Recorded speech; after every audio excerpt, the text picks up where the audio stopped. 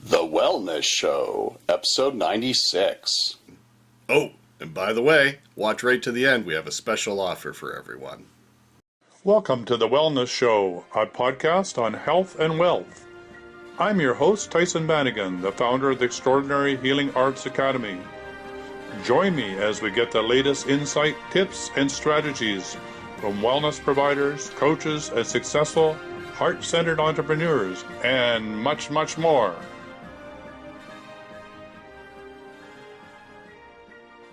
So, welcome to The Wellness Show. On today's call, we have Cynthia Mazzaferro, and I'm excited to have her. We're going to talk about Powerful Beyond Measure, which is the title of her new book.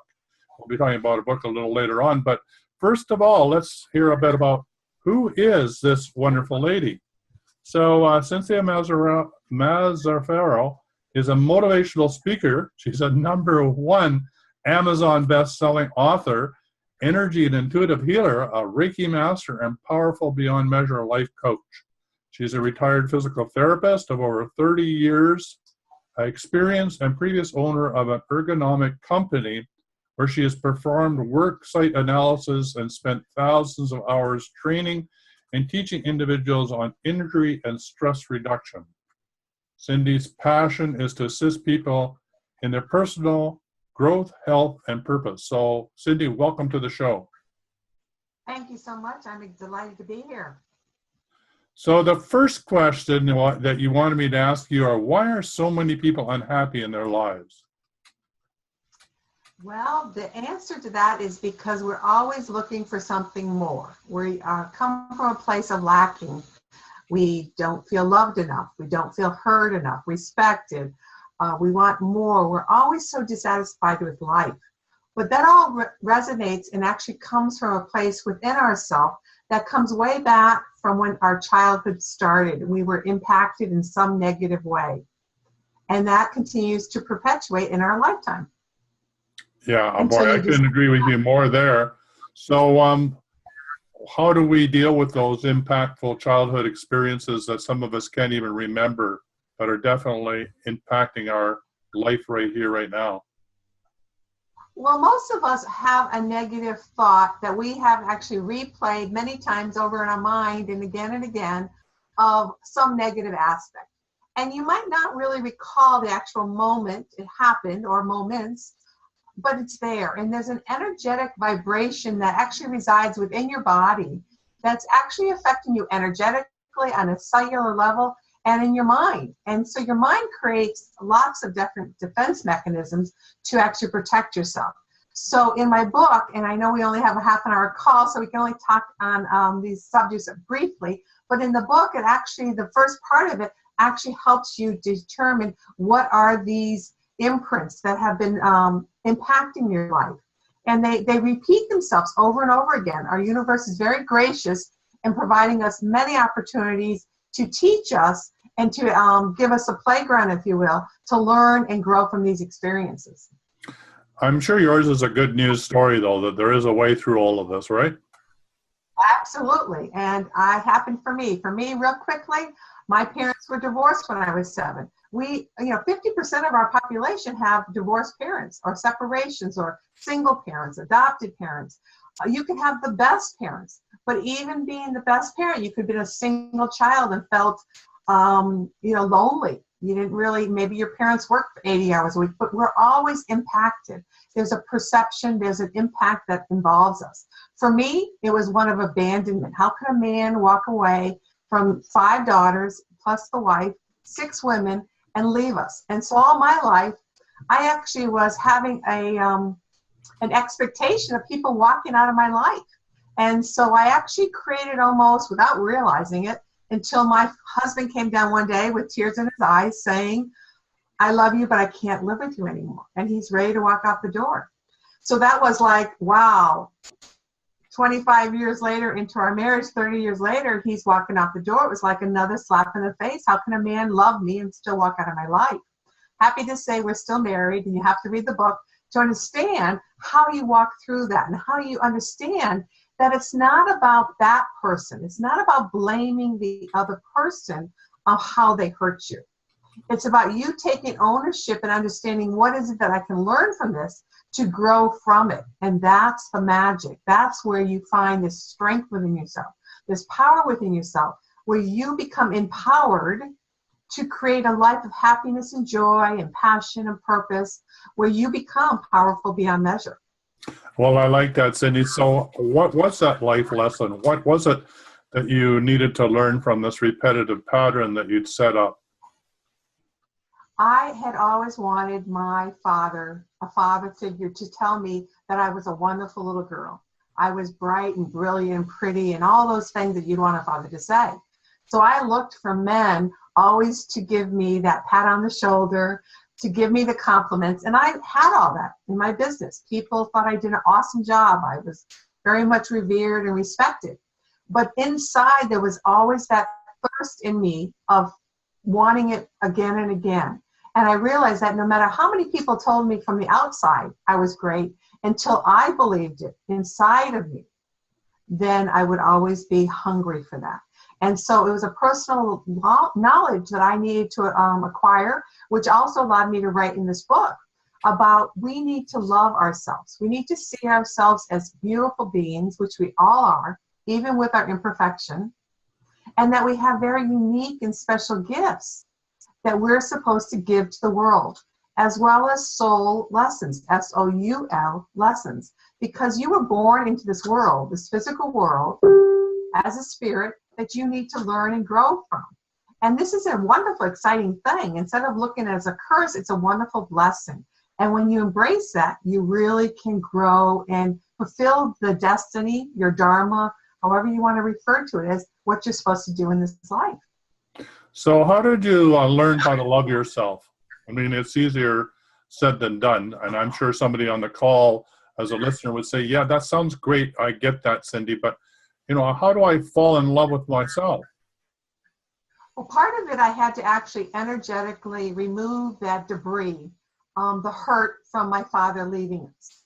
And actually, I'm happy now I can actually talk about him without tears in my eyes, because if he had stayed, excuse me, if he had stayed, then I would have been squelched. He was a very domineering, militant man.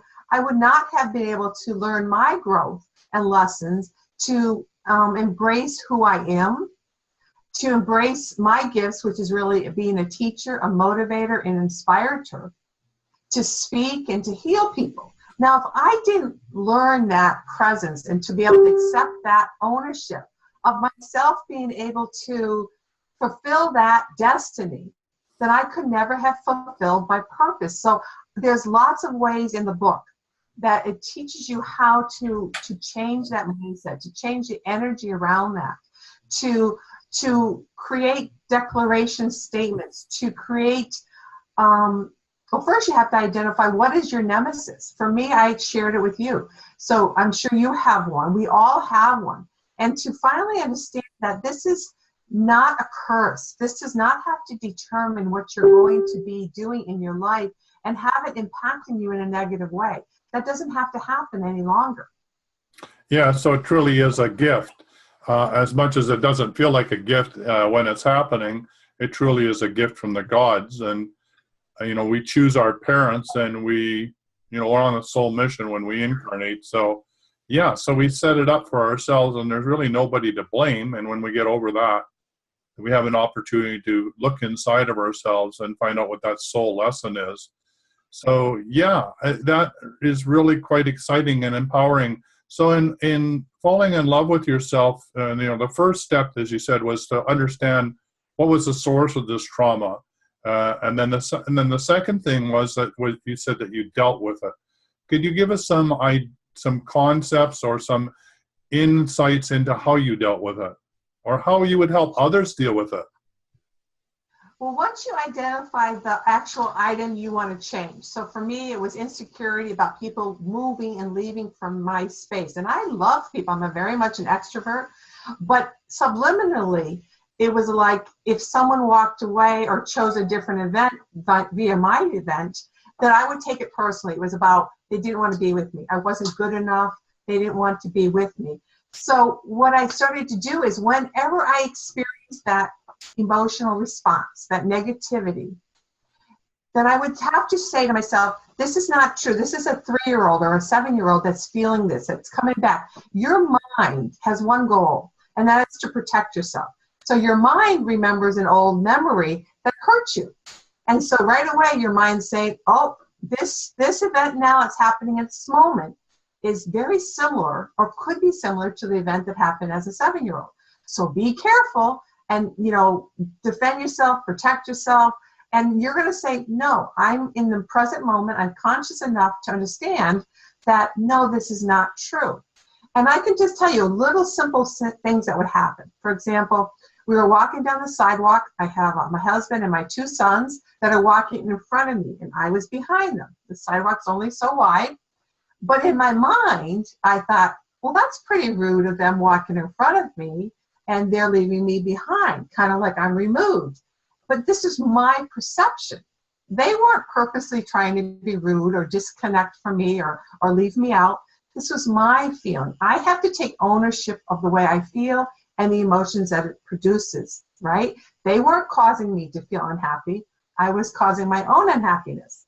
So then I have to say, because now I own that belief, I own that self-limiting belief, right? So I have to say, oh, Cindy, don't be ridiculous. Say something. Don't be quiet. So I said, hey guys, either we have to make the sidewalk wider, which we can't, or one of you come on back here because I'm feeling lonely. And they said, oh, sure, Mom. And one came back. So instead of me feeling it and kind of being lost in my negative, sad feelings, I chose to take action. And I used different declaration statements that you actually cause yourself to say to yourself, be your own cheerleader, create action steps depending on your area that you're working on. If you're trying to have a voice, well, you might have a great voice when it comes to your peers, but you may have a terrible voice, a very quiet voice when it comes to an authoritative figure. And therefore, you never seem to excel in business. So you're very unhappy, you feel trapped in your job. So one of the goals you'd be saying to yourself is, I have a lot of resources. I'm very smart. I have great innovative ideas. It's my own insecurities of not being able to speak to that fatherly figure or authoritative figure that you're taking from your past. And you're saying, I'm choosing not to be that 5-year-old, 7-year-old. I'm choosing to believe in myself. And it's okay if everyone doesn't like what I'm going to say. I'm going to step into this uncomfortable place. It's usually always uncomfortable. And say something and express yourself. Start to build confidence in yourself and embrace that growth potential, which is what you're here to learn. And so you're saying really 2 things that added to that is, first of all, there's a repetitive pattern that's come from some Absolutely. misinterpretation when you were a child. Most likely you don't even understand the situation and you misinterpret it, like the example of being, walking down with 2 people and thinking that they had abandoned you when there really wasn't room for 3 people.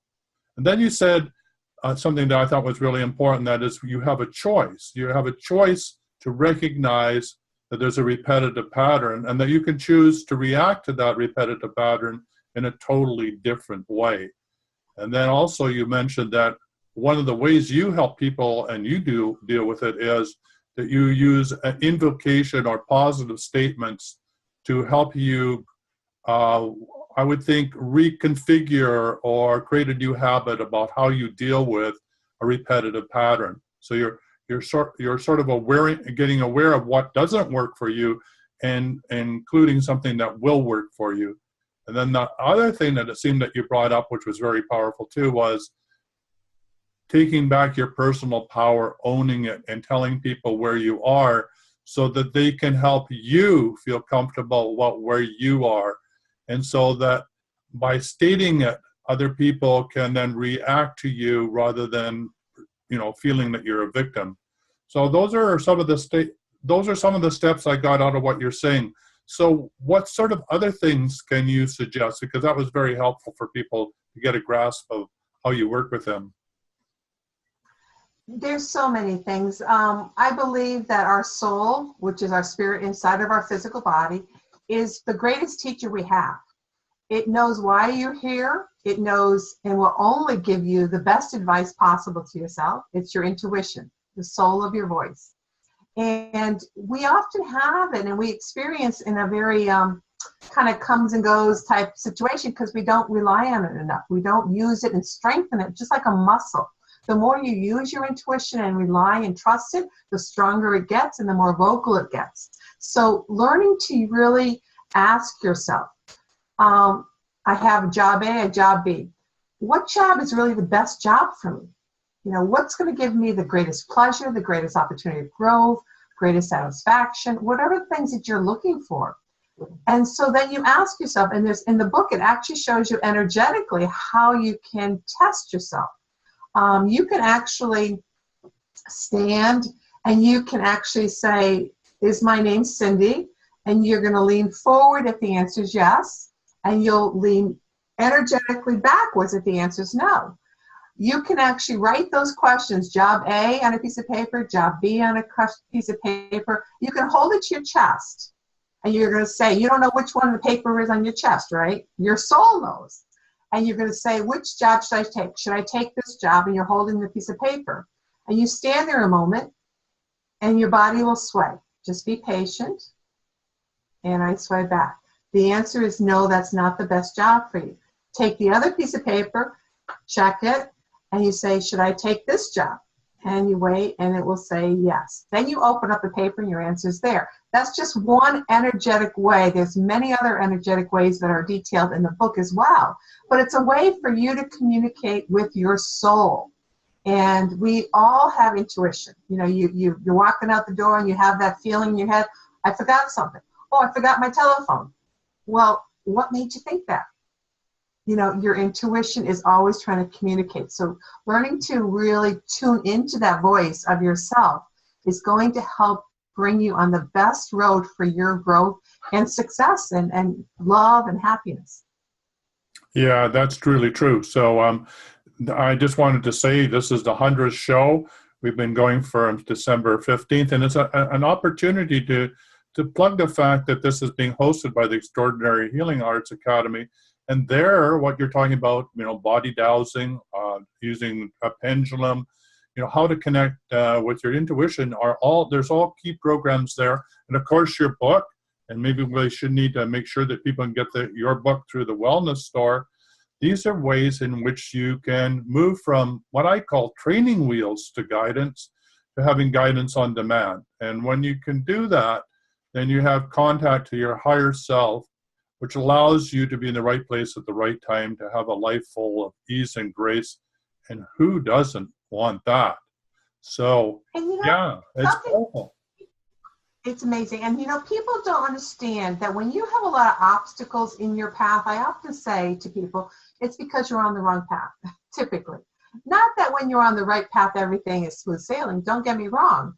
But that when you're on the right path, when you're fulfilling your passion, your purpose, and you're living something that you just desire, and you're bringing so much value to others and to yourself, so much joy, that the universe, the greater energy outside of us, contributes to that effort. And so everything comes to you. Now, for example, I'm writing the book. One of my editors backed out. And initially, what did I think? Someone else backing out of my life. But it was the best thing. At the time, it didn't seem it. But the best editor I had that came into the picture after was wonderful. But we don't see it initially in the moment. So I encourage you, when you're experiencing difficulties and stress in your life, say, before I get all ruffled by this, maybe I can look at it from a different perspective. Change your place in the room, change the way you're looking at it, change your look at it from their point of view, and say, or ask yourself, your intuition again, what is it that I'm supposed to be learning from this? What can I take away? And sometimes it's actually standing up and walk away from that situation. And sometimes it's standing there and walking through it. So we need to know when to set our boundaries, when to move in and step into our uncomfortableness, and when we need to protect ourselves. Sometimes we don't need to be by that bullying spouse or boss or whatever. You need to also be able to set boundaries. And that's a healthy self-care act that you need to own, because you're important. You're just as important as your, person next to you. No one's better than the other. We're all here, and we should be equal and love each other without judgment and criticism. So you're really offering an opportunity, almost an operating manual of how to deal with your emotions in a positive way.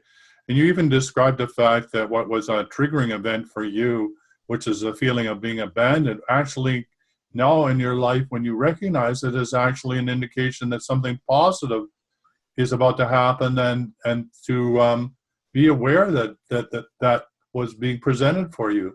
So it's fascinating how that reoccurring pattern now becomes a positive aspect of who you are, because now you've allowed it to come into your being with no fear. That's pretty neat. I love those tips about that you're offering people, that just showing up and being authentic and going with your feelings about whether this feels right, feels wrong, whether it's time to stand up or, or negotiate or back up or leave it alone, are all parts of what you're teaching people to take back their personal power, to stand in their truth no matter what, and to move forward with grace and ease. So can you explain, I know you do this in your book, you've asked the question, can you explain why our physical health has a direct relationship on our inner health? This is so special to me. Being a physical therapist, I have dealt with thousands of patients. And I have learned there's an energetic connection, an emotional energetic connection that resides within ourselves. And if you're familiar with Dr. Bruce Lipton's research, he's one of the first stem cells research out there. And what he found is that you can take the same stem cell and put it in a different environment, and that cell will change based on its environment. So the same thing happens if our environment internally, our pH level, our water level, our respiratory rate, our chemical, hormonal, everything, if that is all relative and reactive to our emotions, then we are constantly changing our internal health, correct? Absolutely. And this is proven. This has literally been proven over and over again. So we know anger is one of the main things they tell you will cause cancer. Stress creates heart and different problems in the body. Yes, it affects the heart, but before it actually affects it to where it actually is damaged, there's a whole continuum of time that you can have a reaction to. You can change that biology internally by the way you create health for your cells.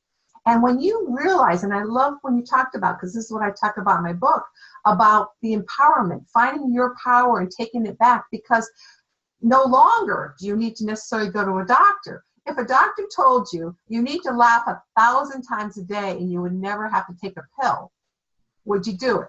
Or would you rather take the pill and be done with it? Most people would rather take the pill and not have to change their own behavior. What that does is you're allowing others to control your life instead of you taking control and empowering how you choose to live every single moment. So if you're listening on this call right now, you have a choice. Am I really engaged in listening to this interview, or am I trying to make dinner, trying to help the kids with their homework, and I'm trying to concentrate on this interview?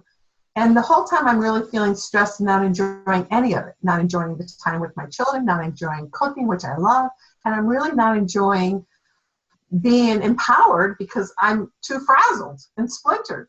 So you're really not honoring who you are. So Powerful Beyond Measure, my book, is all about teaching you to gain your power back, to gain who you are, to see your brilliance. You have a light that is willing and wants to be shown into the world. And you're the one that has the cape on top of it, the covering. And you're playing small. And when you do that, everything inside your body contracts. It becomes ill. It becomes kind of like a lake that's just very stagnant. And that's what happens to your energy inside you. And that's why, 87% of the population is unhealthy in some way. because we create this toxicity within ourselves. And most of it's because we don't have emotional transparency. And what that means is we've Cindy, we've been Cindy, if not I feel show frazzled, and I'm sure lots of people, like you said, listening to this call, they could be doing multitasking, being the busy mom, and they feel frazzled. Now what? So what do you suggest with those frazzle-dazzle people?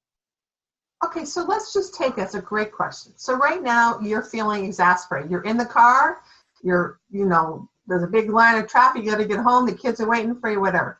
So you're like, just take a second, say, I'm experiencing anxiety, stress, frustration, whatever the word you want to use, and pick your word, because that's really important. It's usually tied to that lesson you're trying to learn, okay?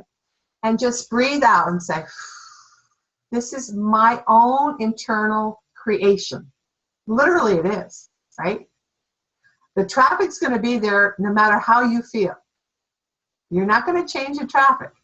You're not going to change that you need to get home. None of that changes. But your experience in the car going to a place is how you get to choose to live in that time and space, right? It's that simple. And so you can say, I understand I'm feeling stressed and frustration, and that's causing my respiration up. That's causing my heart to increase in its heart rate. I'm starting to get cortisol increase. It's a hormone because I'm under stress. All of this is, and I'm getting a neck pain because you're carrying the weight of the world on your shoulder, literally. And so you start to say, no, I'm not going to go in this space, and you're going to do some self-talk and say, no. Breathing out stress and breathing in, I'll get home in perfect timing because that's the way the universe will respond. The universe is maybe tying me up in this because if I went faster, I'd be in a car accident. I'm just going to relax in the space, and I'm going to enjoy my quiet time before I get home to a frazzled routine I have to get into then.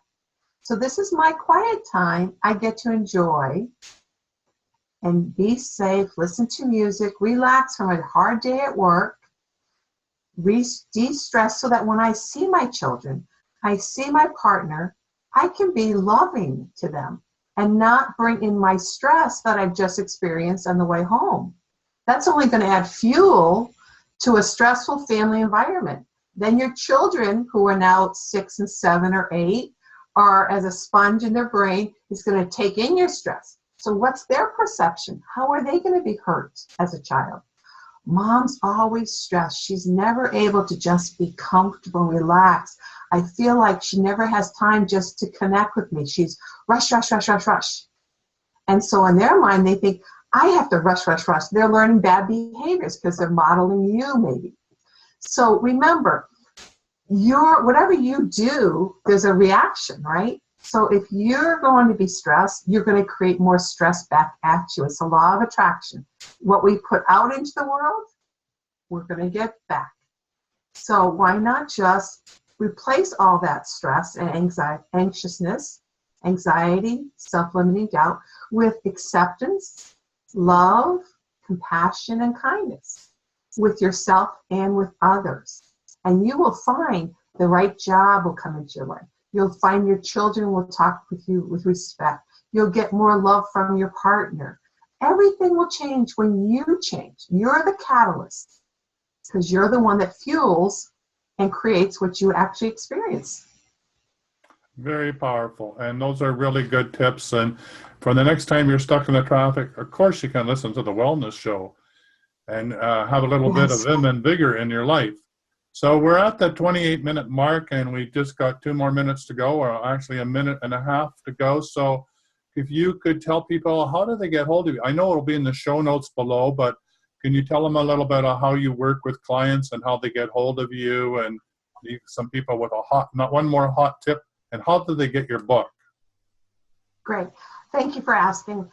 You can reach me on my website, and I'm not going to go through all the big links because Tyson said he'll have them on the show notes, but it's CynthiaMazzaferro.com, and I'm not going to go through spelling, so it'll be there. Also, my book is available on Barnes & Noble, Amazon, Powerful Beyond Measure, 3 Steps to Claim Your Power Within for a Happy and Healthy Life. And also as a gift, I'd love to have you participate. It's a free summit called Powerful Beyond Measure Summit.com. And you can go there. There's going to be experts from all over the world. John Gray from Men Are From Mars and Women Are From Venus will be there. Marcy Shimoff for many of the Chicken Soup for the Souls, and many other huge names will all be there teaching you and showing you how to get that power within yourself, to awaken and to claim it and to own it, to really transform your life in ways beyond you can even imagine. It can be so much better than you can even imagine in your mind.